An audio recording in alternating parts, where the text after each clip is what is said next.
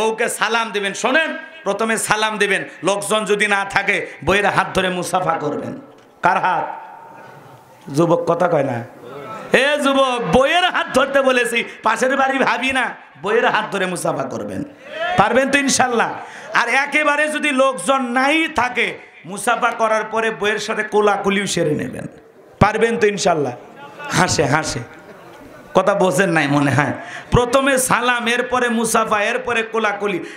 দাম্পত্য জীবনে যদি এই তিনটা আমল একসাথে করতে পারেন, বিশ্বাস করেন আপনাদের দাম্পত্য জীবনের ওপরে আল্লাহর আসমান থেকে 3টি রহমত নাজিল হবে। বলেন সুবহানাল্লাহ। আরো জোরে বলেন সুবহানাল্লাহ।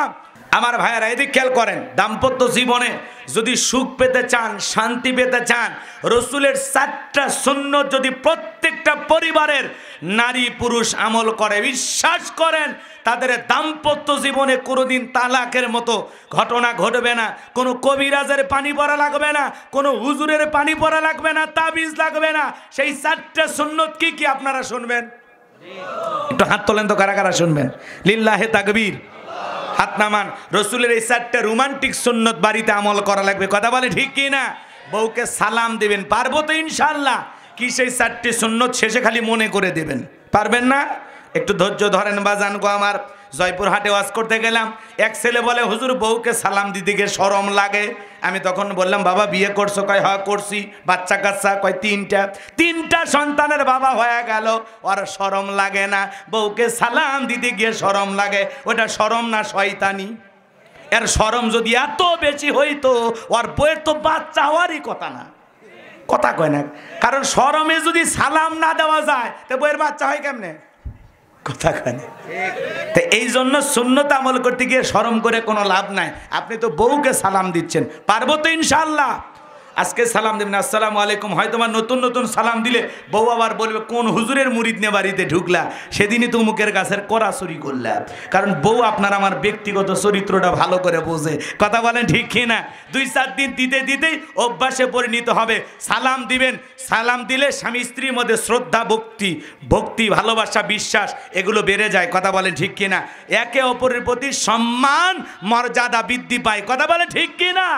মাঝে বইয়ের পছন্দের খাবার নিয়ে এসে হাতটা পেছনে রেখে বলবেন, বলো তো কি নিয়ে আসছি। কথা কয় না। একটু রসিকতা করবেন, বোঝা গেল? রসিকতা করে বলবেন, বলো তো কি নিয়ে আসছি। আমি বলতে পারতেছি না, চোখটা বন্ধ করো জান। এই যে, কথা কয় না, এই যে তোমার পছন্দের খাবার নিয়ে আসছি। কথা বলে ঠিক কি না? হ্যাঁ, মাঝে মাঝে বইয়ের জন্য তার পছন্দের খাবার নিয়ে যাওয়াও রসুলের সুন্নত। পারবো তো ইনশাল্লাহ? এই ওয়াজ এক জায়গায় করতে গেছি, এক ছেলে লাভ মেরে বলতেছে, হুজুর আমি বাহিরে ফেন্সিডিল খাই, বইয়ের জন্য 1 বোতল আনবো। কত বড় শয়তান চিন্তা করে, এরকম দুষ্টামি করা যাবে? হ্যাঁ, বইয়ের জন্য হালাল খাবার নিয়ে আসবেন, বউ যে খাবার পছন্দ করে। 3 নাম্বার, আম্মাজান আয়েশা ডেকে বলেন, নবীজি আমার উরুর ওপরে মাথা রেখে কোরআন তেলাওয়াত করতেন। তাহলে স্ত্রীর রানের ওপরে, উরুর ওপরে মাথা রেখে কোরআন তেলাওয়াত করা নবীর সুন্নত। সুবহানাল্লাহ বলেন। জীবনে কোনোদিন এগুলো করছি? কথা কয় না কে? চাচা মন খারাপ কইরে না। অনেকে বলতেছে, ভাতিজা এই ওয়াজগুলোই করবা, আরো 30 বছরে যদি আগে এসে ওয়াজটা করতে, তোমার চাচির সাথে জীবনটা ভালো কাটতো। কথা কয় না। স্ত্রীর রানের ওপরে মাথা রেখে কোরআন তেলাওয়াত করবেন। যে কয়টা সূরা পারেন, যা পারেন, অন্তত একদিনের জন্য হলে আমলটা করবেন। আল্লাহ তৌফিক দান করুন। জোরে বলুন আমিন। আরো জোরে বলুন আমিন। আপনি আমি আমল না করলেও যুবকেরা পার্কে যায় ঠিকই আমল করে। এরা পার্কে যায় কি মগার মগি বাগবাকুম পায়রা। কথা কয় না কে? 10 টাকার এক বাদাম কিনে মেয়েটার হাতে দিয়ে ছেলেটা রানের উপরে মাথা রাখছে, মেয়ে এখন বাদাম ফেটে ফেটে ছেলের মুখে তুলে খাওয়াচ্ছে। কথা কন, কথা কন। এরপরে কিছুক্ষণ পরে মেয়েটা বলতেছে আরো খাও, ছেলে বলে না আর খাওয়া যাবে না, বাদাম বেশি খেলে গ্যাস হয়। মেয়ে বলে না না, বাদামে অনেক পুষ্টি, তুমি খাও, তোমার দেহের শক্তি বাড়বে। পার্কে যায় পুষ্টি ম্যাডাম হয়ে গেছে। আছে না? না রাগ করতেছেন মনে হয়। বাপরে বাপ, বিয়ের আগে 1 ডাব কিনে পাইপ লাগাছে 2টে। কথা কয় না? 1 চুমুকে ডাবের পানি শেষ। সেদিন একটা ছবি দেখলাম, যুবকেরা এত খারাপ হয়ে গেছে চাচা, ডাবে পাইপ লাগাইছে মেয়ে প্রেমিকা, এরকম খাইতেছে। এই ছেলে আবার ওই ডাবের ভিতরে পাইপ না দিয়ে মেয়ের মুখের ভিতর দিছে। তার মানে বুঝতে পারছেন তো, মেয়ে ডাব থেকে মুখে নিয়ে যাইতেছে, ওই ছেলে আবার মুখের ভিতরে পাইপ লাগাইয়া ওইটা খাইতেছে। কি স্বাদ, সেই স্বাদ। কথা কন ঠিক কিনা? এরকম ভণ্ড আছে না? না, আল্লাহ যুবকদের হেদায়েত দান করুক। জোরে করে আমিন। প্রেম করা বিয়ের আগে কখনো বৈধ হতে পারে না, এটা হারাম। কথা কয় না? কথা কয় না? আজকে মুসলমানের যুবকেরা প্রেম প্রীতি ভালোবাসায় এত বেড়ে গেছে, 14 ফেব্রুয়ারি পালন করবে যায়া ভালোবাসতে গিয়ে বাপরে বাপ কয়েকদিন পরে ওই মেয়ে বেলকুচির উত্তরপাড়া বাদশার বাড়ি হাজির। মানুষ জয়, মা কি হয়েছে তোমার? আপনাদের গ্রামের বাদশা, মোবাইলে আমাদের প্রেমের সম্পর্ক, 4 বছরের প্রেম। অবশেষে বাদশা আমাকে বিয়ের প্রলোভন দেখাইয়া একাধিকবার কি করেছে আমি আর বলবো না। তখন বলতেছে, আমার সমস্যাটা কি? সমস্যা বোঝেন না, আমার 3 মাস। কথা কয় না কে? এরকম আছে না নাই? আচ্ছা, প্রেমিকের গর্ভে প্রেমিকের সন্তান, ভালো করে বোঝেন, প্রেমিকার গর্ভে প্রেমিকের সন্তান। যদি কোনো প্রেমিকা এসে বলে, লালটু তোমার সাথে আমি সম্পর্ক করতেছি, তুমি তো জানো না আমার পেটে তোমার বাচ্চা, প্রেমিক খুশি হবে? কবে তাড়াতাড়ি 10,000 টাকা নিয়ে যা, আগাছা পরিষ্কার কর। তার মানে এই যে হারাম অবৈধ পদ্ধতি, এটা যদি সমাজের মানুষ জানে, লজ্জায় মুখ দেখানো যাবে। আর হালালের ভিতরে শান্তি, হালালের কথা প্রকাশ করা যায়। কোন স্ত্রী, এই শোনেন, বৈধ স্বামী স্ত্রী, ভালো করে বোঝেন, বিয়ে করেছে, এখন স্ত্রী যদি বলে, ওগো আমার স্বামী কি, তুমি তো জানো না ঘটনা তো ঘটে গেছে, কি আমি না মা হতে যাচ্ছি। স্বামী তখন বলে, কি আমি বাবা হবো? কথা কয় না কে? আমি বাবা হবো, এই আনন্দে বউ মনে করেন কোলত তুলে নাচতেছে, খুশি হয়ে গেছে। বউ কয়, না তাড়াতাড়ি নামাও, বেশি নাচানাচি করলে আবার বাচ্চার ডিস্টার্ব হয়ে যাবে। কথা কেন? তার মানে স্ত্রী স্বামীর কাছে প্রকাশ করেছে তুমি বাবা হবে, এটা শুনে স্বামী আনন্দিত, কারণ সম্পর্কটা বৈধ। প্রকাশ করতে, হাসি তামাশা করতে কোনো আপত্তি। বাইরে বের হয় কচ্ছে, আম্মা, মানে নিজের মাকে বলতেছে, তোমাদের সাথে খেলাধুলা করার জিনিস আসিতেছে। আল্লাহ আকবার খান। তার মানে বাবা বুঝলাম, কয় তুমি দাদি হবে, বাবা দাদা হবে। আল্লাহ আকবার বলে। শ্বশুর বাড়িতে টেলিফোন, হ্যালো আম্মাজান, আসসালামু আলাইকুম। আপনারা তো জানেন না, কয়েকদিন পরে আপনারা নানা নানি হবেন, ঘটনা তো ঘটে গেছে। তার মানে সে ফেসবুকেও আবেগের ঠেলায়, আলহামদুলিল্লাহ অচিরেই বাবা হতে যাচ্ছি। তার মানে স্ত্রীর গর্ভে স্বামীর সন্তান, এটা আনন্দের বিষয়, এটা হালাল, এটা সুন্দর পদ্ধতি। দুনিয়ার মানুষের কাছে প্রকাশ করলে কেউ লজ্জা দেয় না, কেউ খারাপ বলে না। কিন্তু প্রেমিকার গর্ভে প্রেমিকের সন্তান, এই কথা বললে সমাজে ইজ্জত থাকবে। তার মানে বোঝা যায় অবৈধ কোনো কাজ ভালো, ঠিক আছে? এজন্য বাজান গো আমার যুবক রে, তোদের পায়ে হাত দিয়ে অনুরোধ করে বলে যায়, খবরদার বিয়ের আগে কোনো অবৈধ প্রেম ভালোবাসা করা যাবে। আল্লাহ যুবকদের হেদায়েতের পথে কবুল করুন। জোরে বলুন আমিন, আরো জোরে বলুন আমিন। নবীজির প্রিয় সাহাবী হযরতে আনাস রাদিয়াল্লাহু তাআলা আনহু বলেন, আমরা নবীজির সামনে বসা বেশ কয়েকজন সাহাবী আমরা বসেছিলাম। আমি তাকায় দেখলাম নবীজির মনটা ভীষণ খারাপ, নবীজির মুখটা মলিন, চোখের কোনায় অশ্রু দেখা যায়। কিছুটা সময় অতিবাহিত হয়ে যাওয়ার পর আমি তাকায় দেখি আমার নবীজি মুস্কি মুস্কি হাসতেছেন। বলুন সুবহানাল্লাহ। হযরতে আনাস ডেকে বলেন, নবী গো, এই মাত্র দেখলাম আপনার মনটা খারাপ, মুখটা মলিন, চোখের কোনায় অশ্রু, আবার দেখি আপনি মুস্কি মুস্কি হাসেন। আমার নবীর মনটা কেন খারাপ? কারণ আছে না নাই? নবীর চোখে কেন পানি? কারণ আছে না নাই? কারণ হলো বাজান গো আমার, নবীজির কলিজার টুকরা ছেলে সন্তানগুলো একে একে করে মারা যায়। ইব্রাহিম মারা যায়, আবুল কাসেম মারা যায়, তাহের মারা যায়। নবীজির মনটা বড় ব্যথিত। পিতা হিসাবে একে একে যদি 3টা সন্তান মারা যায়, বলেন তো বাজান নবীজির খারাপ লাগে কিনা, কষ্ট লাগে কিনা? নবীও তো বাবা, পৃথিবীর শ্রেষ্ঠ বাবা। নবীজির মনটা ভীষণ খারাপ। সব ছেলে সন্তানগুলো মারা গেল, একটা ছেলে সন্তানও জীবিত থাকলেন না। নবীর কাছের চাচা নাম হলো আবুল আহাব, ডেকে বলে ভাতিজা, তোমার বংশে বাতি জ্বালানোর কেউ থাকলো না, তুমি একটা লেজ কাটা, তুমি একটা নির্বংশ, জোরে কন্যা উজুবিল্লাহ। একে তো সন্তান হারানোর ব্যথা, অন্যদিকে আপন মানুষদের সমালোচনা। নবীজির মনের কষ্ট কমে না বাড়ে?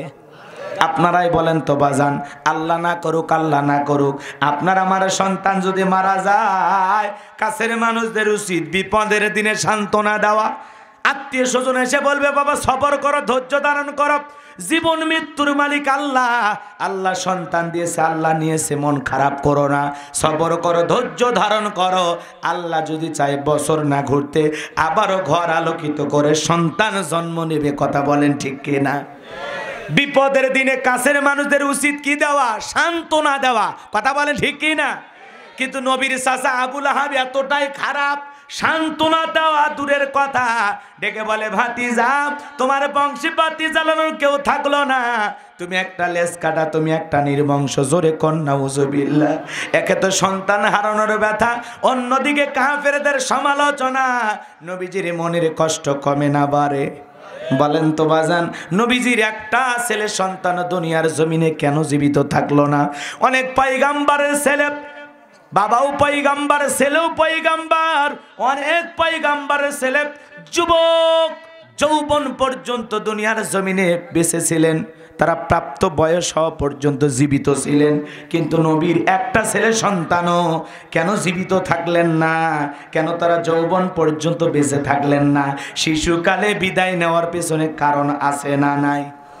নবীজির ছেলে সন্তানগুলো শিশুকালে বিদায় নেওয়ার পিছনে রহস্য কি, কারণ কি?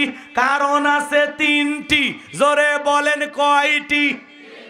আরো জোরে বলেন কয়টি? নবীজির ছেলে সন্তানগুলো কেন আল্লাহ পাক শিশুকালে নিলেন? একটা ছেলেও কেন জীবিত থাকলো না? কেন তারা প্রাপ্ত বয়স পর্যন্ত আল্লাহর জমিনে বেঁচে থাকলো না? এর পিছনে কি রহস্য, কি কারণ নবীর উম্মত হিসাবে জানার দরকার আছে না নাই? কারা কারা শুনতে চান দুহাত তুলে আল্লাহকে একবার দেখান।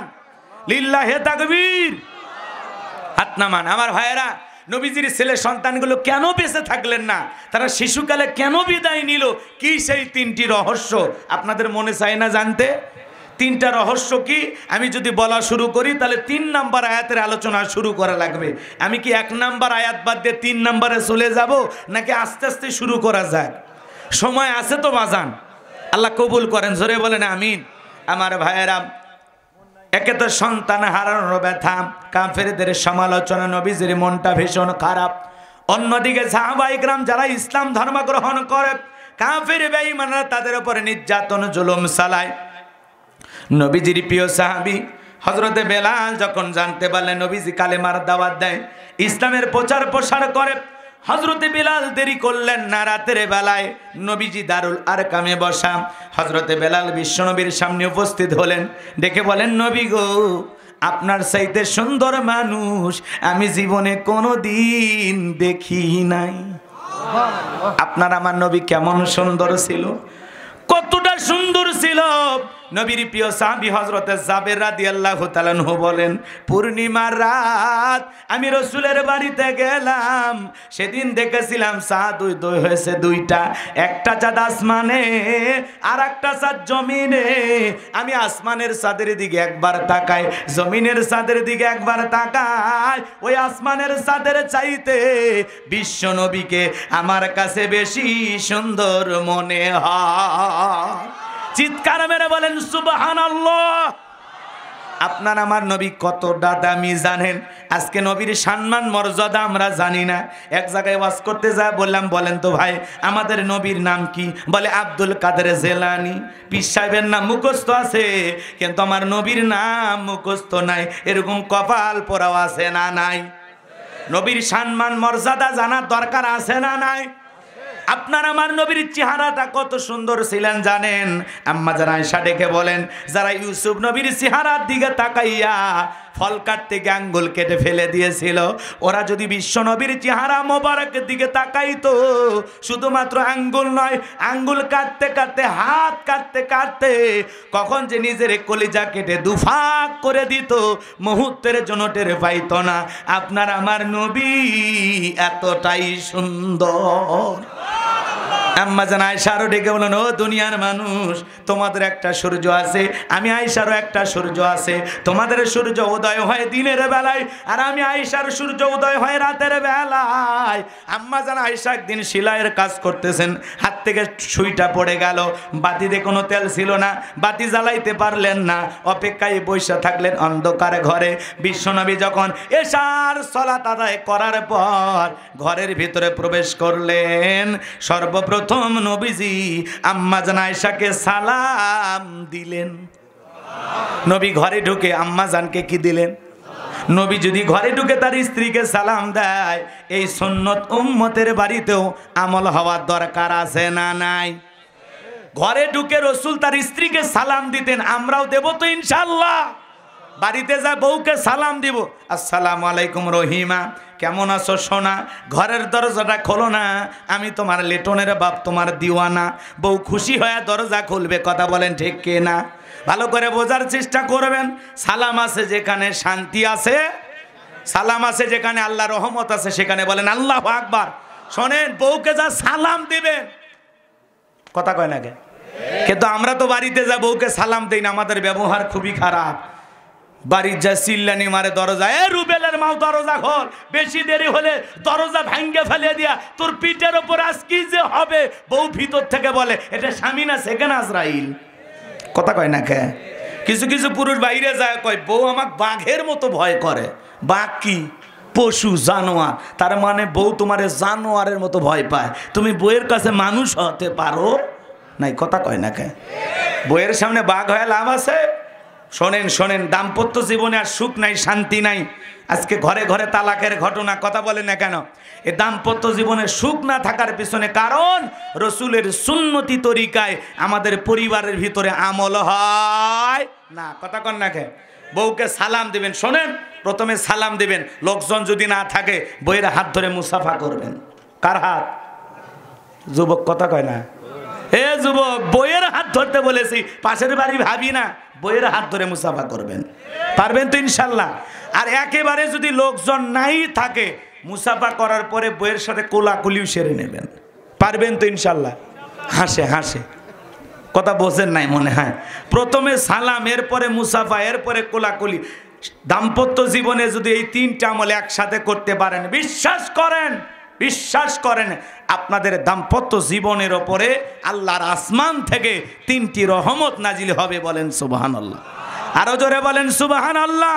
আমার ভাইয়েরা, এদিক খেয়াল করেন, দাম্পত্য জীবনে যদি সুখ পেতে চান, শান্তি পেতে চান, রসুলের 4টা সুন্নত যদি প্রত্যেকটা পরিবারের নারী পুরুষ আমল করে, বিশ্বাস করেন তাদের দাম্পত্য জীবনে কোনোদিন তালাকের মতো ঘটনা ঘটবে না। কোনো কবিরাজের পানি পড়া লাগবে না, কোনো হুজুরের পানি পড়া লাগবে না, তাবিজ লাগবে না।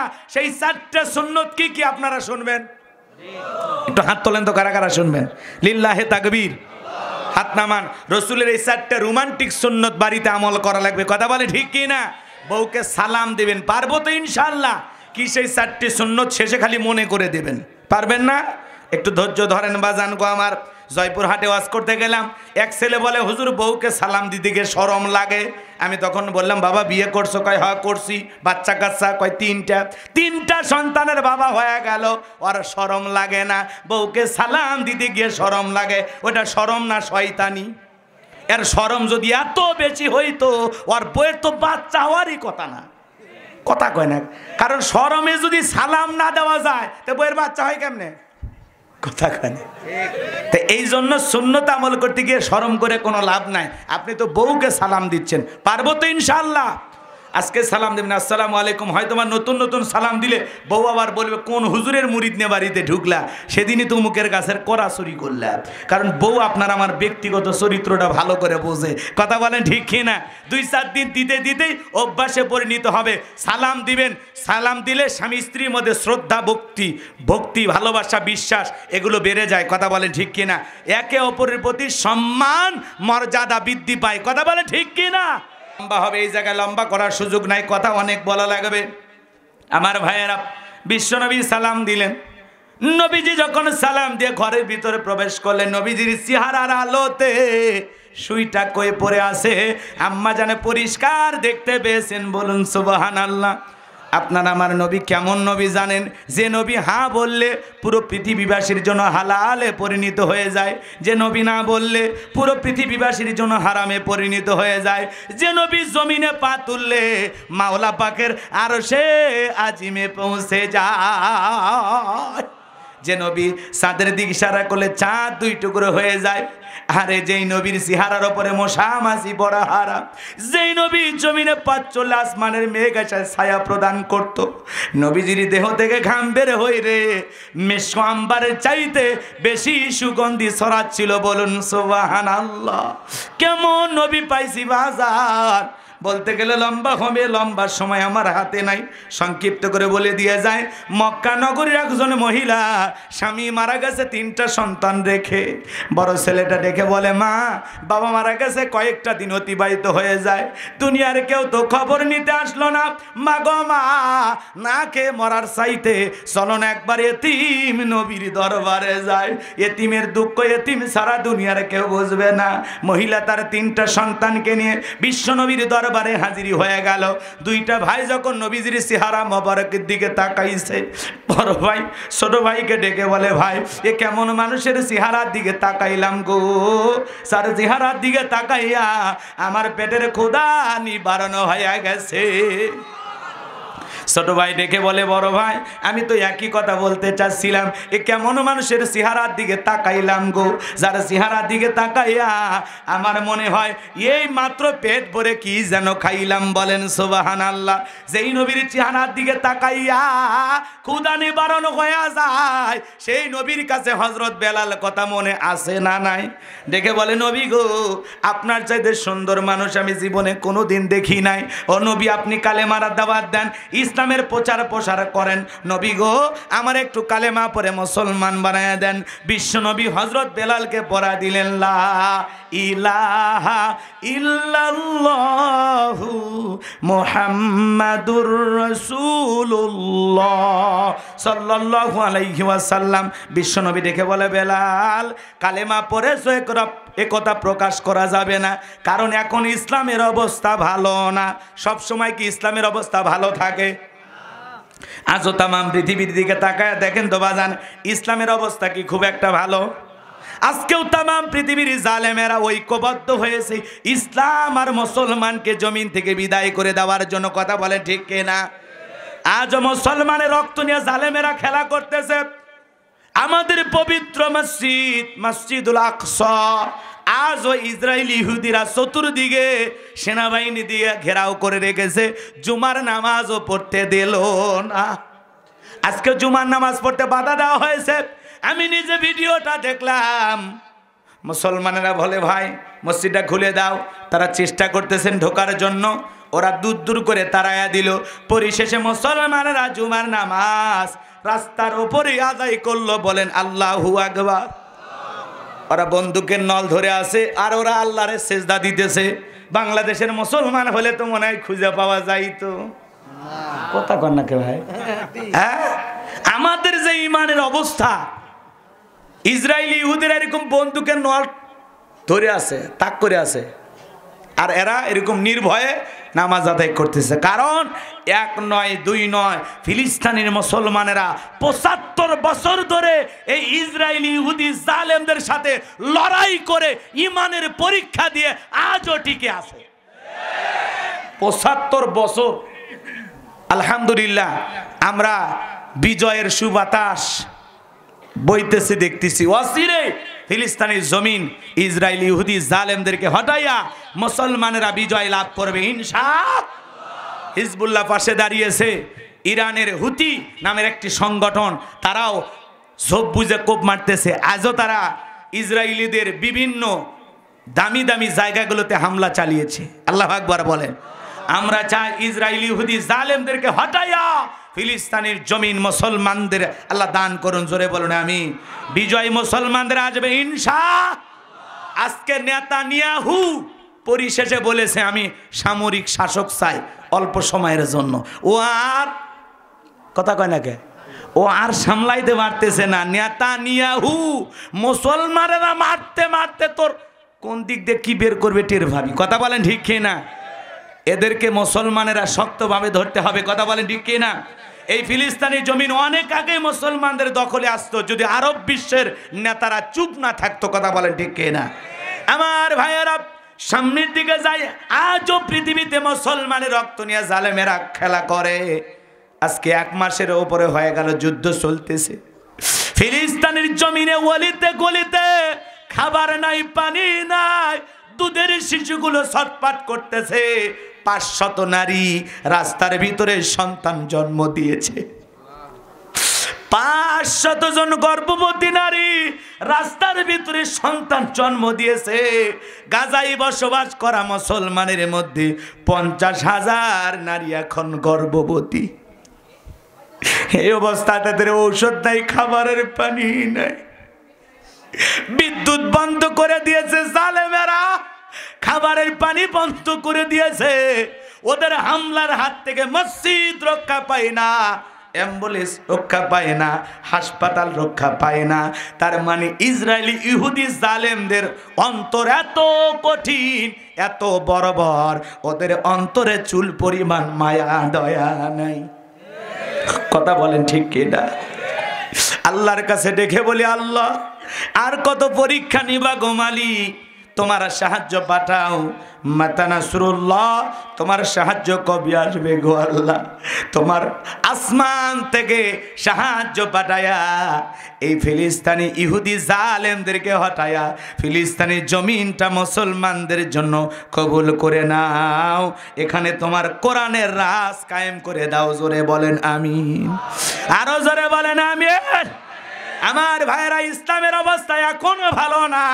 কোরআন মানতে গিয়ে, ইসলাম মানতে গিয়ে অনেক মানুষ ঘর ছাড়া, বাড়ি ছাড়া, অনেক মানুষ কোরআনের হক কথা বলতে গিয়ে বলেন তো কারাবরণ করেছে কি না?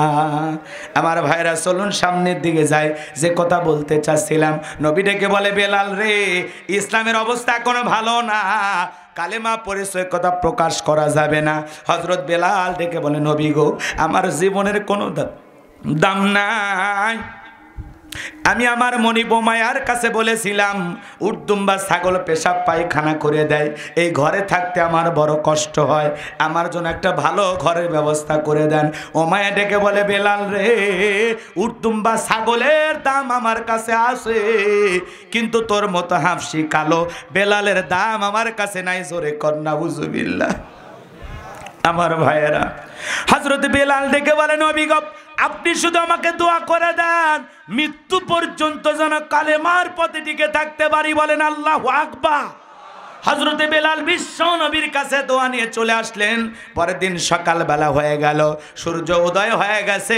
অন্যান্য চাকর বাকরা তাকায় দেখে বেলাল দরজা খোলে না। এইবার উমাইয়ের কাছে নালিশ নিয়ে গেছে, ও আমাদের মনিব উমাইয়া, এতটা বেলা হয়ে গেছে, বেলাল দরজা খোলে না, এখনো উর্দুম্বা ছাগলের পেশাব পায়খানা পরিষ্কার করে নাই, তাই নাকি? বলে হ্যাঁ। এই কথা বলে আমার ভাইরা উমাইয়া দৌড়ে চলে আসছে বেলালের দরজায়। ডাক দেয়, বেলাল দরজা খুলে দে। হযরতে বেলাল দরজা খোলে না, জোরে করে ধাক্কা মারছে, দরজা খুইলা গেছে। এইবার উমাইয়া তাকায়া দেখে যেই রাত্রিতে হযরতে বেলাল কালেমা পড়ে মুসলমান হয়েছেন, ওই রাত্রিতে একটা উর্দুম্বা ছাগলের কাছে কোনো পেশাব পায়খানা নাই। বলেন আল্লাহু আকবার। এইবার উমাইয়া ডেকে বলে চাকরের দল মিথ্যা অভিযোগ দাও বেলালের বিরুদ্ধে। তোমরা যখন ঘুমাচ্ছিলে বেলাল তখন ময়লা আবর্জনা পরিষ্কার করেছে, তাকায়া দেখো না, তাকায়া দেখো একটা উটদুম্বা ছাগলের কাছে কোনো পেশাব পায়খানা নাই। যাও যাও নিজেদের কাজ করো, বেলালের বিরুদ্ধে কোনো অভিযোগ আমি শুনবো না। এক পা দুপা করে হজরতে বেলালের কাছে চলে গেলেন। যাহে বলে বেলাল রে এতবার ডাকলাম কেন ডাকে সারা দিলি না? হজরত বেলাল কোনো কথা বলে না, জবানটা মাথাটা নিচু করে জবানটা নাড়ায়া হজরত বেলাল জিকির করে কার? এইবার জোরে করে ধাক্কা মারছেন হজরতে বেলালকে।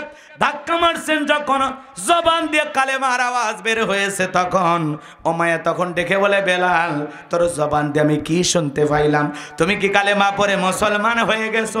এ বেলাল তুমি কি আব্দুল্লাহর বেটা মুহাম্মদ সাল্লাল্লাহু আলাইহি সাল্লামের দলে নাম লেখাইছো? হযরত বেলাল তখন ডেকে বলে মুসলমান হয়ে যারা মিথ্যা কথা বলবে না তারা ওয়াকুলু কাওলান সাদীদা। আরো জোরে বলেন আল্লাহু আকবার। মুসলমান হবে যারা সত্য কথা বলবে তারা। কথা বলে ঠিক কিনা? মুসলমান কোনোদিন মিথ্যাবাদী হতে পারে, কিন্তু আমরা সকাল বিকাল মিথ্যা কথা বলি। মিথ্যা বলতে বলতে চেহারা বেঁকা হয়ে গেছে। সকালে মিথ্যা কথা বলে নাস্তা করে, দুপুরে লাঞ্চ করে, রাতে ডিনার করে, ভরা পেটে মিথ্যা কথা, খালি পেটেও মিথ্যা কথা, ঘুমানোর আগেও মিথ্যা কথা, ঘুম থেকে উঠে মিথ্যা কথা। এত মিথ্যা বলে শয়তানও হাসে। নাই নাই সামনে সামনে বসে। কষ্ট হচ্ছে আপনাদের মনে হয় না? মুসলমান কোনোদিন মিথ্যাবাদী হতে পারে? মুসলমান হবে সত্যবাদী। কথা বলেন ঠিক কিনা? আমার ভাইয়েরা, মুসলমান মুখে যা বলবে অন্তরে তা বিশ্বাস করবে, কাজে তা বাস্তবায়ন করবে। মুমিন কোনোদিন ওয়াদা প্রতিশ্রুতি ভঙ্গ করতে পারে? মুসলমানের ওয়াদা থাকবে পাক্কা। কথা কয় দেখ। চলেন সামনের দিকে যাই। বাজান গো, আমার যে কথা বলতে চাচ্ছিলাম, এইবার উমাইয়া ডেকে বলে বেলাল রে উটদুম্বা ছাগলের মালিক বানায় দেব। এরপরে আব্দুল্লাহর বেটা মুহাম্মদ সাল্লাল্লাহু আলাইহি সাল্লামের ধর্ম ত্যাগ করো। হযরত বেলাল দেখে বলেন আমি গতকালকে নবীজির হাতে হাত রেখে কালেমা পড়ে মুসলমান হয়েছি। উটদুম্বা ছাগলের মালিক কেন? তামাম পৃথিবীর সব সম্পদ যদি দিতে চান, এরপরে নবীজির কালেমার পথ থেকে, ইসলামের পথ থেকে বেলাল কোনোদিন ফিরে আসবে না। সুবহানাল্লাহ বলবেন না? এইবার উমাইয়া ডেকে বলে বেলাল আমার কথা না শুনলে বড় নেতা আবু জেলকে খবর দেব। হযরত বেলাল ডেকে বলে আবু জেলের বড় নেতা ছোট নেতা কারো ভয় দেখায় কোনো লাভ নাই। আমি ইমানদার, আল্লাহ ছাড়া দুনিয়ার কাউকে আমি ভয় পাই না। আবু জেলকে এখন গোনার টাইম নাই। আল্লাহু আকবার বলেন। এইবার উমাইয়া দৌড় মারছে আবু জেলের বাড়িতে, যায় বলে নেতা খবর খুব খারাপ, আমার বাড়ির কৃতদাস বেলাল কালেমা পরে মুসলমান হয়ে গেছে। তাই নাকি? বলে হ্যাঁ। ঠিক আছে যাও আমি আসতেছি। আবু জেহেলের বিশেষ একটা বাহিনী ছিল, ক্যাডার মাস্তান ছিল, যাদের কাজই হলো মুসলমানের রক্ত ঝরানো, যাদের কাজই হলো মুসলমানের ওপর নির্যাতন জুলুম চালানো। কথা কি বোঝেন? আবু জেহেলের একটা বিশেষ বাহিনী ছিল যাদের কাজই হলো নিরীহ মুসলমানদের উপরে ঝাঁপিয়ে পড়া। কথা কয় আবু জেহেলেরও সেই সময় বিশেষ একটা বাহিনী ছিল যাদের কাজ মুসলমানের রক্ত নিয়ে খেলা করা। আজও পৃথিবীর জমিনে তাকায় দেখেন, জালেমদেরও বিশেষ একটা বাহিনী আছে যাদের কাজই হলো মুসলমানের রক্ত ঝরানো। আজও পৃথিবীতে জালেমদের এক ধরনের দল আছে, বিশেষ একটা বাহিনী আছে যাদের কাজই হলো এই দুনিয়ার ভালো মানুষদের উপরে নির্যাতন আর জুলুম চালানো। রাগ কইরেন না, রাগ কইরেন না। পৃথিবীর দিকে তাকায় দেখেন, কথাগুলো মিলে যাবে। সেই জামানায় আবু জেলের বাহিনী ছিল মুসলমানের রক্ত নিয়ে খেলা করা। আজকেও মুসলমানের রক্ত ঝরানোর জন্য, মুসলমানকে বিপদে ফেলার জন্য, মুসলমানকে ফাঁসানোর জন্য, মুসলমানকে নানান অপবাদ দিয়া এই দুনিয়ার জমিনে নানান ধরনের ষড়যন্ত্রের জাল বুনে মুসলমানকে ফাঁসানোর জন্য চক্রান্ত আর ষড়যন্ত্র পৃথিবীতে কমছে না বাড়ছে? হ্যাঁ, একটু বুঝে নেবেন আমার ভাইয়েরা। সব কথা ক্লিয়ার বলা যাবে না। কিছু আজ প্যান্ডেলে, কিছু আজ অ্যাঙ্গেলে, জ্ঞানী লোকের জন্য ইশারায় যথেষ্ট কথা বলেন ঠিক না? এমন জায়গায় ঘা ভাসুর হয়েছে, ডাক্তার দেখানোর কোনো উপায় নাই, আন্দাজে চিকিৎসা করা লাগবে। কথা কয় না? একটু মনোযোগ দিয়ে কথাগুলো শুনবেন বাজান গো আমার। ছিলাম এইবার আবু জেহেল তার বিশেষ বাহিনী নিয়ে উমাইয়ার বাড়িতে হাজির হয়ে গেল। বেলালকে ডাক দিয়ে বলে, বেলাল এইদিকে আয়। হযরত বেলাল যখন ডাক দেওয়া হলো, হযরত বেলাল যখন উমাইয়ার সামনে উপস্থিত হয়ে গেল, আমার ভাইরা আবু জেহেল তখন ডেকে বলে, হে বেলাল, এসব কি শুনছি তুমি নাকি মুসলমান হয়েছো? বেলাল রে, উট্টুম্বা ছাগলের মালিক যদি হতে চাও বানায়া দেব, টাকা পয়সা ব্যবসা বাণিজ্য করার জন্য দিরহাম লাগলে আমি দেব, ঘর বাড়ি জায়গা জমি যদি চাও আমি দেব। হযরত বেলাল দেখে বলে, আবু জেহেল রে, দুনিয়ার সব সম্পদের বিনিময়েও বেলাল তার ঈমান বিক্রি করবে না। বেলালের মতো যারা খাঁটি ইমানদার, ওদেরকে দুনিয়ার সম্পদ দিয়ে কেনা যায় না। মুনাফিক মার্কা মুসলমানেরা সকাল বিকাল টাকার কাছে ইমান বিক্রি করে। ওদেরকে বিরিয়ানি দিয়ে কেনা যায়, একটা ডিম দিয়ে কেনা যায়, ছোটখাটো বেতন দিয়েও ওদেরকে কেনা যায়। বউ তালাক দিয়েছে, নেওয়ার কোনো কায়দা নাই, এরপরেও যদি হাতের মধ্যে 2-1,000 টাকা দিয়ে দেয়, হারাম বউটাকে বৈধ বলে ফতুয়া দেয়। এরকম হুজুর আমাদের সমাজে আছে না? না আছে। প্রথমে বলে না এই বউ তালাক হচ্ছে, নেওয়ার কোনো উপায় নাই। কয় হুজুর দেখেন, হুজুর 2টা বাচ্চা আছে, হুজুর রাগ, খুবই রাগ, খুব রাগ, এত রাগ চাপছে হুজুর 1 2 3 বলে দিছে। হুজুরের যখন হাতের মধ্যে একটু টাকা দিছে, হুজুর দেখে বাপ রে বাপ 5,000। আসলে ভাই এটা তো হয় না, যেহেতু ভুল করছেন। আরে আল্লাহ তো অসীম দয়ালু, তওবা করলে ক্ষমা হতে পারে। কথা কয় না কে? এরকম আছে না? না, টাকা যেই দিকে ওদের ফতুয়া সেই দিকে, টাকা যেই দিকে দোয়া সেই দিকে, টাকা যেই দিকে জান্নাতের সার্টিফিকেটও সেই দিকে। এ কথা কয় না, কথা কয় না। রাগ করতেছেন, করেন, সমস্যা কি?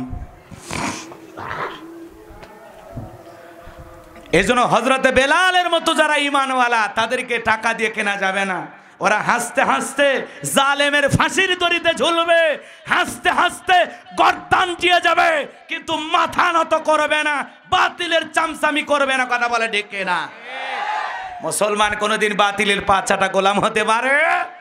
আমরা আল্লাহর গোলাম, এই মাথা আল্লাহ ছাড়া দুনিয়ার কারো কাছে নত হবে। চলেন সামনের দিকে যাই, তো শেষ হয়ে গেছে, আমরা এখন মূল তাফসিরে প্রবেশ করব। কষ্ট হচ্ছে আপনাদের? আমার ভাইয়েরা, আবু জেহেল ডেকে বলে, বেলাল রে, সোজা আঙ্গুলে ঘি না উঠলে আঙ্গুলে একটু বাঁকা করা লাগবে। এইবার আবু জেহেল যুবকদের লালিয়ে দিল। যুবক যারা ক্যাডার মাস্তান ছিল ওদেরকে বলল, পিঠাও। পিঠাইয়া পিঠাইয়া বাজান গো আমার, কালো চামড়া গুলো ফেটে রক্ত ঝরতেছে। আজও পৃথিবীর জমিনে পিটায়া পিটায়া মানুষ মারা হয়, এমন দৃশ্য আপনারা দেখেছেন কিনা? সেটা পুলিশ হোক, দলীয় কর্মী হোক, যা হোক, চোখের সামনে এইভাবে মানুষকে পিটায়া পিটায়া যারা মারে, এটা দেখা অন্তরে মায়া লাগে। সে কারো স্বামী, কারো সন্তান, কারো বাবা। আমরা কোনো নিরপরাধ মানুষ এইভাবে পৃথিবীর জমিনে জীবন দিয়ে যাক, এটা আমরা চাই না, চাই না। কথা বলেন ঠিক কি না? এই যে মিঠাপুকুরের একজন চেয়ারম্যান হারুন নামের একজন মাছ কাটা বটি দিয়ে কোপায়া কোপায় বিদায় করে দিল। আজকে সমাজে কোনো জায়গায় নিরাপত্তা নাই, মানুষের জান মাল এখন হুমকির ভিতরে। কথা বলেন ঠিক কি না? বড় কষ্টে দিন যাইতেছে বাজান, সামনের দিকে যায়। এখন উচিত কথা যদি কই, পিঠার ওপর দিয়া যাবি মই, এ আনন্দে কিছু লোক কিনা খাবে বগুড়ার স্পেশাল দই। কথা বলেন ঠিক কি না? সত্য কথা বলতে হলে যেতে হবে কারাগারে, এমন আতঙ্ক আজ বাংলার ঘরে ঘরে। তবুও সত্য বলতে চাই, দুনিয়ার জালেমদের করি না ভয়, আমি ইসলামের দুশমনদের করি না ভয়। কথা বলে ঠিক কি না? কোরআনের হক কথা বলতে গিয়ে যদি স্ত্রীকে বিধবা করতে হয়, সন্তানদের এতিম করতে হয়, আল্লাহর কোরআনের জন্য, দ্বীনের জন্য, ইসলামের জন্য সব কিছু দিতে কারা কারা রাজি? দু হাত তুলে আল্লাহকে আরেকবার দেখা। লিল্লাহে তাকবীর। আল্লাহ কবুল করেন, জোরে বলেন আমিন। আমার ভাইরা সামনের দিকে যায়, হযরত বেলালকে চাবুক দিয়ে পিটাইয়ে পিটাইয়ে কালো পিঠটা ফেটে রক্ত ঝরতেছে। আবু জেহেল ডেকে বলে, বেলাল রে, এত মারলাম, এত পিটাইলাম, পিঠটা ফেটে রক্ত ঝরতেছে রে বেলাল, এরপরে কি আব্দুল্লাহর বেটা মুহাম্মদ সাল্লাল্লাহু আলাইহি সাল্লামের ধর্ম ত্যাগ করবি না? হযরত বেলাল দেখে বলে, আবু জাহল রে, মারতে মারতে যদি মেরেও ফেলে দাও, জীবনটা দিতে রাজি, ইসলামের পথ থেকে ফিরে আসতে রাজি নাই। আল্লাহু আকবার বলেন। বাজান গো আমার, এইবার যুবকদেরকে বললো পায়ে রশি লাগাও। পায়ে রশি লাগাইয়া মরুভূমির গরম বালিতে হযরত বেলালকে শেষরায় নিয়ে ঘোরা হলো, বাবলা গাছের কাটা হলো, হযরতে বেলালের জিহ্বার উপরে মারা হলো, অনেকভাবে কষ্ট দেওয়া হলো। বাজান কষ্ট দেওয়ার পরে বিকেল বেলা নিয়ে এসে বলে, বেলাল রে, চাবুক দিয়ে পিটাইলাম, পায়ে রশি লাগাইয়া শেষরায় নিয়ে ঘুরলাম, বাবলা গাছের কাটাগুলো ফুরাইয়া দিলাম, এরপরেও কি আব্দুল্লাহর বেটা মুহাম্মদ সাল্লাল্লাহু আলাইহি সাল্লামের ধর্ম ত্যাগ করবে না? হযরত বেলাল ডেকে বলে, আবু জাহল রে, মারতে মারতে যদি মেরেও ফেলে দাও, বেলালের নিঃশ্বাস থাকবে যতদিন, বেলাল কালেমার পথে টিকে থাকবে ততদিন। আল্লাহু আকবার বল। আমার ভাইয়েরা, যারা খাঁটি ইমানদার, জালেমের হাজারো নির্যাতন জুলুমে তারা কাবু হয় না। কথা বলেন ঠিক কিনা? এরা যত জোরে আঘাত করুক, বেলালের জিহ্বায় জিকিরি বন্ধ নাই। এরা এত নির্যাতন করতেছে, তারপরে জবানে জিকিরি বন্ধ নাই। এরা চাবুক দিয়ে পিটাই, বেলাল জিকিরি করে কার? এরা শেষরায়নে ঘরে জিকিরি করে কার? মাজান গো আমার, এইবার আবু জাহল বলতেছে, ওই ঘরের ভিতরে নিয়ে যাও, আর কয়েকজন যুবক মিলে বড় একটা পাথর নিয়ে আসো। বিশাল বড় পাথর কয়েকজন যুবক মিলে হযরতে বেলালের বুকের উপরে চাপায়া দিল। আবু জাহল বলে, এইবার ঘরের দরজা লাগায়া দাও, এইবার বেলাল মারা যাবে, বাঁচানোর কেউ নাই। এই কথা বলে আবু জাহলেরা চলে গেল। হযরতে বেলালের বুকের উপরে বিশাল বড় পাথর, এত বড় বিশাল পাথর, এর উপরে হযরতে বেলাল জিহ্বা নাড়ায়া জিকিরি করে কার? বাজান গো আমার, বিশাল বড় পাথর বুকের উপরে চাপায়া দেওয়া হয়েছে, চোখের কোনা দিয়ে পানি পড়তেছে, এরপরে জিহ্বা নাড়া আল্লাহর জিকিরি করে আর ডেকে বলে, আল্লাহ, তুমি যদি ইব্রাহিমের জন্য নমরুদের আগুনকে ফুলের বাগান বানায় দিতে পারো, ও আল্লাহ, এত বড় পাথর বুকের উপরে থাকার কারণে তোমার মতো মালিকের জিকিরি করতে বড় কষ্ট হয়। আল্লাহ, তুমি কি পারো না বেলালের বুকের পাথরটাকে তুলার মতো নরম বানায় দিতে? হযরতে বেলাল দোয়া করতে দেরি, আসমানের মালিক আল্লাহ দোয়া কবুল করতে দেরি করে নাই। বেলালের বুকের পাথরটাকে আল্লাহ পাক তুলার মতো নরম বানিয়ে দিয়েছে। বলেন আল্লাহু আকবার। হযরতে বেলালের নিঃশ্বাসের সাথে এখন পাথর ওঠে আর নামে। বলেন আল্লাহু আকবার। আমার ভাইয়েরা, আশিক রাসূল বেলাল, নবীর পাগল বেলাল। নবীজি যখন মক্কা নগরীতে পথ চলতো, হযরত বেলাল আর একবার ডানে যায়, একবার বামে যায়। নবী দেখে বলে, বেলাল বুঝি না, একবার ডানে যাও একবার বামে যাও, ব্যাপারটা কি? হযরত বেলাল দেখে বলে, নবী গো, আপনি কালেমার দাওয়াত দেন, ইসলামের প্রচার প্রসার করেন, ওই কাফেরগুলো আপনার শত্রু, আপনাকে টার্গেট করে তীর নিক্ষেপ করবে। নবী গো, ওই তীরটা যেন সর্বপ্রথম আমি বেলালের বুকের ভিতরে ঢুকে যায়। আল্লাহু আকবার বল। আবার বাম দিকে যায়, মনে মনে ভাবি, ওরা যদি বাম থেকে তীর নিক্ষেপ করে, ওই তীরটা যেন সর্বপ্রথম আমি বেলালের বুকের ভিতরে ঢোকে। ও নবী, আমি মারা গেলে ইসলামের ক্ষতি হবে না, আপনি নবী মারা গেলে ইসলাম আর মাথা উঁচু করে সামনের দিকে দাঁড়াতে পারবে না। বলেন আল্লাহু আকবার। নিজের জীবনের চাইতে বেলাল বিশ্ব নবীকে বেশি ভালোবাসতো। বলেন আল্লাহু আকবার। নিজের জীবন দিয়ে আগলায় রাখতেন রসুলকে। সুবহানাল্লাহ বলেন। কথা বলতে গেলে লম্বা হবে, আমি কি কষ্ট দিচ্ছি আপনাদেরকে? খারাপ লাগতেছে বাজান? হযরতে বেলাল নবীজি যেদিন মারা গেছিল, ইন্তেকাল করেছিলেন, আপনার আমার প্রিয় নবী যখন তাম পৃথিবীর উম্মতকে কাঁদাইয়া ইন্তেকাল করেছিলেন, বাজান গো আমার, ওই সময় হযরতে বেলাল ছোট্ট বাচ্চার মতো ফুপিয়ে ফুপিয়ে কাঁদে আর বলে, আমি জীবনে কোনোদিন আর আজান দেব না, আমি আজান দেওয়ার পরে নবী ইমামতির মুসল্লায় দাঁড়াবে না, আমি বেলাল আর কোনোদিন আজান দেব না। সাহাবীরা ডেকে বলে, বেলাল এত ভেঙে পড়ো না, ধৈর্য করো, সবর ধারণ করো, আর কেঁদো না।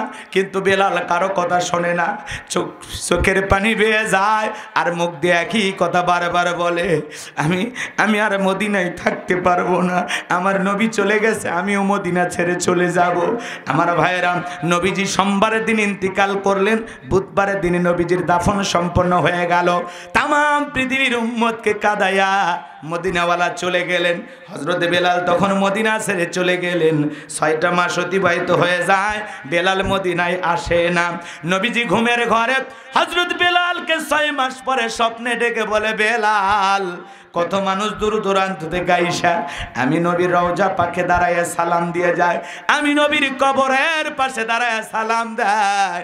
বেলাল আয় মদিনায় আইসা আমি নবীকে একবার সালাম দিয়া যা, বলেন আল্লাহু আকবার। হযরত বেলাল আর দেরি করলেন না, বিশ্ব নবীকে স্বপ্নে দেখা মাত্রই পাগলের মতো ছুটে আসলেন মদিনায়। আসার পরে চতুর্দিক দিয়ে মানুষজন ছুটে আসলো, সাহাবায়ে কেরাম ছুটে আসলেন। সবাই বেলালকে দেখে অবাক, আর সবার মুখে একটাই কথা, বেলাল দাও না একবার আজান দাও, কতদিন হলো আমরা তোমার আজান শুনি না। হযরত বেলাল দেখে বলে, আমি আজান দেওয়ার পরে নবী ইমামতি করবে না, আমি বেলাল আর কোনোদিন আজান দিতে পারবো না। ছোট্ট ছোট্ট বাচ্চারা ভিড় জমাইছে, হাসান আর হোসাইন নবীর 2 সুন্নাতি। বেলালের 2টা হাত ধরে যখন হোসাইন ডেকে বলে, নানু ভাই, নানাও চলে গেছে, তুমি আমাদেরকে ছেড়ে চলে গেছো। নানু ভাই গো, কতদিন হয়ে গেল আমরা তোমারে দেখি না। ও নানু ভাই, দাও না একবার আজান দাও, আমি হোসাইন তোমার একটু আজান শুনতে চাই। বেলালের হাতটা ধরে হোসাইন যখন কেঁদে কেঁদে নানু ভাই বলে ডাকে দেয়, হযরত বেলাল হুসাইনের চোখের পানি সহ্য করতে পারলেন না। হযরত বেলাল তাকায়া দেখে, মনে হয় হোসাইনের চেহারার ওপরে মদিনাওয়ালার চেহারা ভেসে উঠেছে। মনে হয় মদিনার নবী ডাইকে বলে, বেলাল দে না একবার আজান দে, আমি নবীও কতদিন হয়ে গেল তোর আজান শুনি না।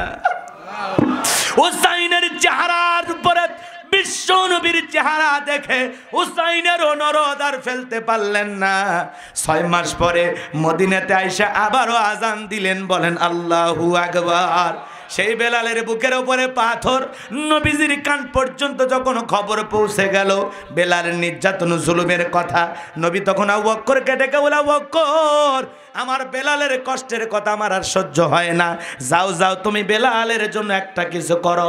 হযরত আবু বকর তখন কয়েক গুণ দাম বেশি দিয়া উমাইয়ের কাছ থেকে, গোলামির জীবন থেকে হযরত বেলালকে আজাদ করলেন, মুক্ত করলেন। বলুন সুবহানাল্লাহ। আবু বকর কেমন মানুষ ছিল জানেন? ইসলামের জন্য, দিনের জন্য 13টা দোকান ছিল, সব বিক্রি করে দিয়েছেন। বলেন সুবহানাল্লাহ। আমার ভাইয়েরা, হযরত বেলাল মুক্ত হয়ে গেলেন, আজাদ হয়ে গেলেন। তাহলে একদিকে সন্তান হারানোর ব্যথা, কাফেরদের সমালোচনা, সাহাবায়ে কেরামদের উপর নির্যাতন জুলুম, এই জন্য নবীজির ভীষণ মনটা খারাপ, মুখটা মলিন, চোখের কোনা দিয়া অশ্রু ঝরতেছে। আর নবীজি এইবার মুস্কি হাসি কেন দিলেন? কারণ আছে না নাই? বলেন তো বাজান, নবীর যখন মন খারাপ, নবীকে সান্ত্বনা দেওয়ার দায়িত্ব কার? কারণ নবীর বাবা নাই, মা নাই, নবী আমার জন্মের এতিম। নবীর মনটা যখন খারাপ, আল্লাহ আসমান থেকে সহ্য করলেন না, জিবরাইলকে ডেকে বলে, জিবরাইল আর করিস না দেরি, আমার বন্ধুর মনটা হয়েছে ভারী, লাহু মাহফুজ থেকে সূরা কাউসার নিয়ে যায়া আমার বন্ধুর উপরে নাজিল কর তাড়াতাড়ি। বলেন আল্লাহু আকবার। নবী ডেকে বলেন, আনাস, আমার মুখে কেন মুস্কি আসি? কারণ হলো এই মাত্র আসমান থেকে জিবরাইল এসে আমার উপরে সূরা কাউসার নাজিল করলো। বলুন সুবহানাল্লাহ। নবী তখন সাহাবায়ে কেরামদের সামনে তেলাওয়াত করলেন, জবান ছেড়ে আর একবার পড়ুন, ইন্না আ'তাইনাকাল কাউসার ফাসাল্লি লিরাব্বিকা ওয়ানহার ইন্না শানিয়াকা হুয়াল আবতার। আল্লাহু আকবার।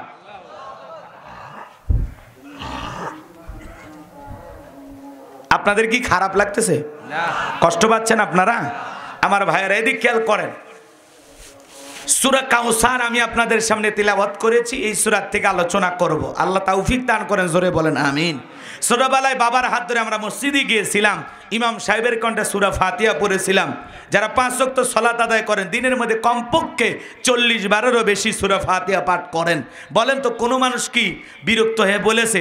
যারা 50-60 বছর ধরে নামাজ পড়েছে, কেউ কি বিরক্ত হয়ে বলেছে যে সূরা ফাতিহা পড়তে আর ভালো লাগে না? কেউ বলেছে? বলে না। কোন ইমাম কি বলেছে ভাই 30 বছর ইমামতি করলাম, সূরা ফাতিহা দিয়ে শুরু করতে আর ভালো লাগে না, আজকে মাগরিব থেকে সূরা ইখলাস দিয়ে শুরু করব।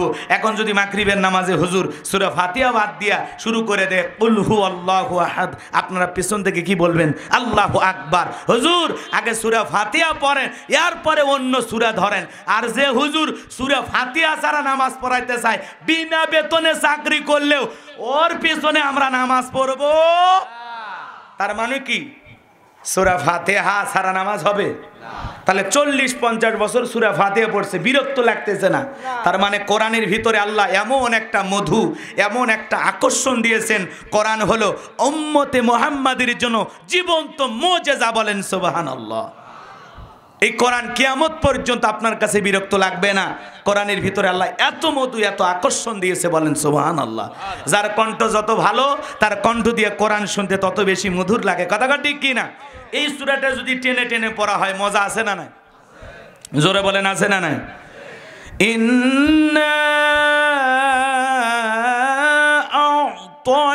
আ'তাইনাকাল কাউসার ফাসাল্লি লিরাব্বিকা ওয়ানহার ইন্না শানিয়াকা হুয়াল আবতার।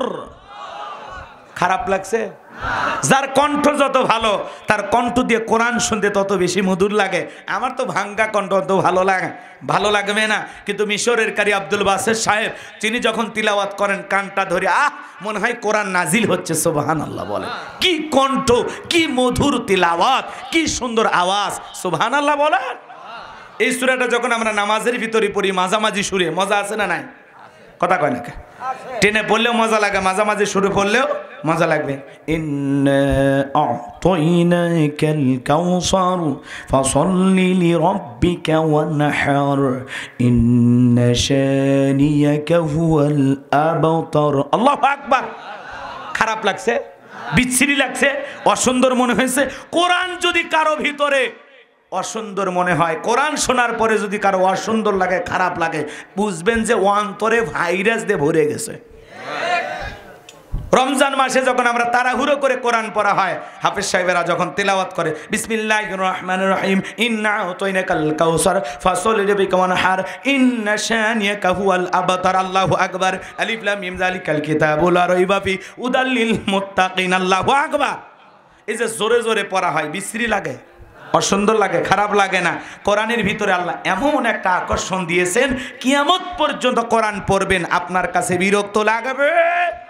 কারণ হালালের মজা হলো চিরস্থায়ী। সুবহানাল্লাহ কোন। কিন্তু যদি আপনি অসুন্দর করে পড়েন আলহামদুলিল্লাহি রাব্বিল আলামিন আর রহমানির রহিম আলাম তারা কাইফা ফালা, আছে না না? এরকম অসুন্দর তিলাওয়াত করলে আপনার নামাজ, কথা কয়, নামাজ ভঙ্গের কারণ আছে 19টি। তার 1 নাম্বার কারণ, নামাজের ভিতরে অশুদ্ধ তিলাওয়াত করলে আপনার নামাজ হবে। তাহলে তিলাওয়াত সহি শুদ্ধ করতে হবে। তিলাওয়াতের দিক দিয়ে বিশ্ব চ্যাম্পিয়ন হলো মহিলারা। ওরা যদি একবার কোরআন টানতে ধরে, বাপ রে বাপ, আলিফ লাম মিম যালিকাল কিতাবু লা রাইবা, আছে না না? আছে। আউসিদ আলাইহি ওয়ারাত্তিলিল কুরআন তারতিলা। কোরআনকে তারতিলের সহিত স্পষ্ট করে, ধীরে ধীরে, সুন্দর করে, থেমে থেমে তিলাওয়াত করতে হবে। এই অর্ডার কার? আরো জোরে বলেন কার? এই কোরআন কারো পক্ষে সুপারিশ করবে, এই কোরআন কারো উপরে লানত দেবে। এজন্য তিলাওয়াত সহি শুদ্ধ করা লাগবে। এই পেটের এই জায়গা যদি একটু ব্যথা করে, ডাক্তারের কাছে যায়। ইবনে সিনাই গেছে বা পপুলারে গেছে, ডাক্তার পরীক্ষা নিরীক্ষা করে 12,500 টাকা শেষ। পরে করছে গ্যাস। কথা কয় নাকি? এক গ্যাস পরীক্ষা করবে যে 12,500 নাই, আর আপনার দেহের চিকিৎসার জন্য এত টাকা খরচ করলেন, আপনি সূরা ফাতিহা ভালো করে পড়তে পারেন না, দুরূদ শরীফ জানেন না, দোয়া কুনুত জানেন না, আপনি নামাজের ভিতরে ভুলভাল সিজদা দেন, ভুলভাল তিলাওয়াত করেন, আপনার নামাজটা সহি শুদ্ধ না। আপনার মসজিদের ইমাম মুয়াজ্জিমের হাতে 500 টাকা দিয়া যে হুজুর 500 টাকা দিলাম, আমার নামাজটা একটু সহি শুদ্ধ করে দেন, হুজুর আমার একটু কয়েকটা সূরা আছে ভুল ত্রুটি যা আছে এখন মাখরাজ সহি যেন পড়তে পারি, কোথায় গুণনা করতে হয়, কোথায় কয় আলিফ টানতে হয়, হুজুর আমি বুঝি না, একটু আমার চিকিৎসা করে ভালো করেন। কোনোদিন বলেছিলেন? ফ্রি পড়ালে সব বেশি, কথা কয় নাকি? তখন হুজুরের কাছে কি বলে, কোরআন পড়ে টাকা নেওয়া জায়েজ নাই, সব পাওয়া যায়, কথা কয় নাকি? তা ডাক্তারের কাছে যায় বলবেন যে ভাই মানব সেবা অনেক বড় ইবাদত, আমি অসুস্থ মানুষ, আমার সেবা যদি করেন, সরে দাঁড়া তোর থেকে, সব থেকে দেশ বিদেশ থেকে পড়াশোনা করছি, তোর ফাজলামি শোনা যা, কথা কয় নাকি? বিদায় করবে কি না? রাগ করতেছেন মনে হয়, বিরক্ত হেন না, বিরক্ত হেন না বাজান, আমি আপনাদের উদ্দেশ্যে বলতে চাচ্ছিলাম এজন্য কোরআন আমরা সহি শুদ্ধভাবে তেলাওয়াত শিখবো, আমরা মসজিদ মাদ্রাসায় যাব, বাচ্চাদেরকে পড়াবো, পাশাপাশি নিজেদের ত্রুটিগুলো তালাশ করে সংশোধন হয়ে সহি শুদ্ধভাবে তেলাওয়াত শিখে নামাজ আদায় করব ইনশাআল্লাহ। কবুল করেন, জোরে বলেন আমিন। তাহলে কোরআন জোরে পড়লেও মজা লাগে, টেনে পড়লেও মজা লাগে, কথা কয় না কে? মাঝামাঝি সুরে পড়লে মজা লাগে, বিরক্ত লাগে, কিন্তু একটা গান 2 দিন 3 দিন 4 দিন শুনলে মানুষ বিরক্ত হয়ে যায়। শিল্পী এসে গান গেল, বলতো 3 দিন তোর বাড়িতে গেলাম দেখা পেলাম না, মানুষ কয় 3 দিন যাও দেখা হয় না, ওই বাটপারের সাথে সম্পর্ক রাখলে গাড়ি ভাড়া দিতে দিতে জীবন শেষ, ওই গান মার্কেট থেকে শেষ, কথা কয় না, কথা কয় না। এমনি উদাহরণ দিতেছি বোঝানোর জন্য, রাগ কইরেন না। এক শিল্পী এসে গান গাইলো, দেখা না হলে একদিন বুকের ভিতর করে সিন সিন, মানুষ কয় মারাত্মক রোগ, পড়বি আর মরবি, হাসপাতালে নেওয়ারও টাইম দিবি না, কথা কয় না কে? ওই গান আর মার্কেটে চললো না, শিল্পী বিদায় নিল। আর এক শিল্পী এসে করলো, কাল তো ছিলাম ভালো, আজ আমার কি হলো সে কথা বলতে পারি না। মানুষ কয় গতকালকের কথা আজকে ভুলে যায়, এর ভিতরে তো বিশাল বড় ভাইরাস, কথা কয় না কে? কালকের কথা যে আজকেই ভুলে যায়, এর স্বভাব চরিত্র ভালো না, মার্কেট থেকে ওই গানের চলে গেল, কথা কন ঠিক কিনা? আর এক শিল্পী এসে গান গেল, ও প্রিয়া তুমি কোথায়, কে শয়তান তোমাকে খুঁজতেছে, বোঝেন নাই? রাগ করতেছেন মনে হয়। এই যে আমাদের মমতাজ আপা গান গাইলো, বন্ধু যখন বউ নিয়ে আমার বাড়ির সামনে দিয়ে রঙ্গ করে হাঁটতে যায়, বুকটা তখন ফাটে যায়, কথা কয় না? আচ্ছা বন্ধু যদি বউ নিয়ে যায়, বলেন তো বাজানে শরীয়তের দৃষ্টিকোণ থেকে বউ নিয়ে ঘোরা জায়েজ না হারাম? জায়েজ, জোরে কম। আপনাদের মসজিদের ইমাম সাহেব উদাহরণ দিতেছে, রাগ করেন না আবার, উনি যদি ওনার বউকে নিয়ে সিরাজগঞ্জ মার্কেটে যায়, আপনার কি মন খারাপ করবেন? হুজুর তার বউকে পর্দা করায় নিয়ে উনি মার্কেটে যাবে, আপনাদের কারো কোনো বাধা? তাহলে বউকে নিয়ে ঘোরার শরীয়তে জায়েজ, কিন্তু বউ বাদ দিয়ে মমতাজের মতো বান্ধবী নিয়ে ঘোরা জায়েজ নয়, হারাম, হারাম। তাহলে এগুলো গান মানুষকে পাপের দিকে ডাকতেছে, এগুলো গান শুনলে মুসলমানের ঈমান নষ্ট হয়ে যাবে, আমল নষ্ট হয়ে যাবে, কথা বলে ঠিক না?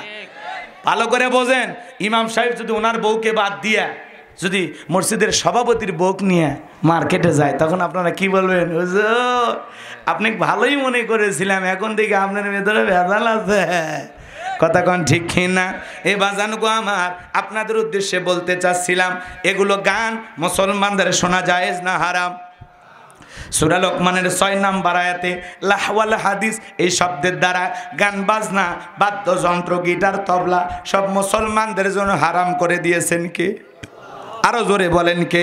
এজন্য যুবক গান বাজনা শোনা যাবে, ভালো করে বোঝেন। গান বাজনা ক্ষণিকের সুখ দেয়, কিছু সময় ভাল লাগে, কিসের বাদাম বাদাম ফাটে শেষ, মানুষকে বন্ধ কর।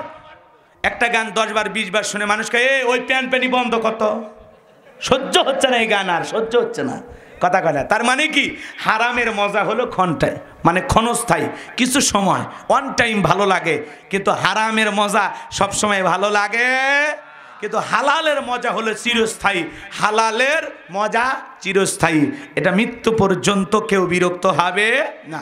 এজন্য যুবক গান বাজনা থেকে ফিরে আসতে হবে কার দিকে? আরো জোরে বলেন। এই মমতাজ একই গানের ভিতরে করলো, তুমি বন্ধু ইউসুফ হয়ে আমি জোলেখারে তুইয়া। ইউসুফ নবী কি জোলেখার সাথে প্রেম করেছিল? কথা কয় না কে? একটা নবীর নামে কত বড় ডাহা মিথ্যা কথা বলেছে, কথা বলেন না কেন আপনি? তো এগুলো গান শুনলে মুসলমানের ঈমান নষ্ট হয়ে যাবে, মুসলমানের যুবকেরা বিপদগামী হয়ে যাবে। কথা বলে ঠিক কিনা? এই ইউসুফ নবী জোলেখার সাথে প্রেম করেননি, জোলেখায় গোপন কক্ষে তালা মেরে ইউসুফ নবীকে ফাঁসানোর চক্রান্ত করেছিল। পরিশেষে মিথ্যা তহমত দিয়া ধর্ষণের আসামি বানাইয়া ইউসুফ নবীকে 9.5 বছর জেল খাটাইছিল। ইউসুফ নবী জোলেখার সাথে প্রেম করেননি।